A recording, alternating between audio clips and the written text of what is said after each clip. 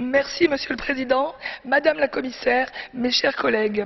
Les deux rapports de mesdames Schaake et Sanchez-Smith nous rappellent que la culture n'est pas un motif décoratif, mais le fruit d'interdépendances complexes qui montrent que les questions culturelles doivent être abordées de manière transversale et intégrées dans toutes les politiques européennes, internes comme externes, sociales comme économiques.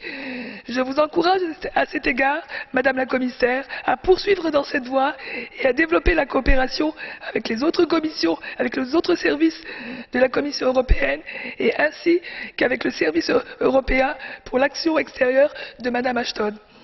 J'aimerais par ailleurs revenir sur un point peu développé dans ces rapports qui concerne la mobilité des artistes et des professionnels du secteur culturel.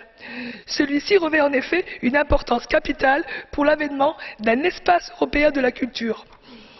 À ce sujet, deux points me semblent importants, à savoir, premièrement, la diffusion de l'Union européenne et des États membres d'informations claires et compréhensibles sur les règlements et procédures en vigueur.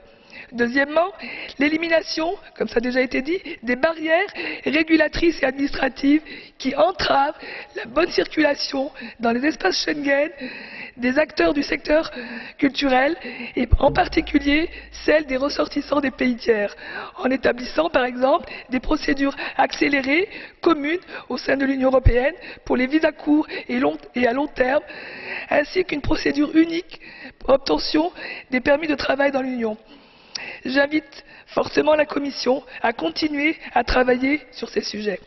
Enfin, dans un contexte de montée en puissance dans les loisirs culturels d'un mainstream global largement américain, il est urgent de rappeler à l'Union européenne et aux États membres l'importance de se doter d'outils permettant d'assurer la défense et la promotion de la diversité des cultures européennes et des pays tiers.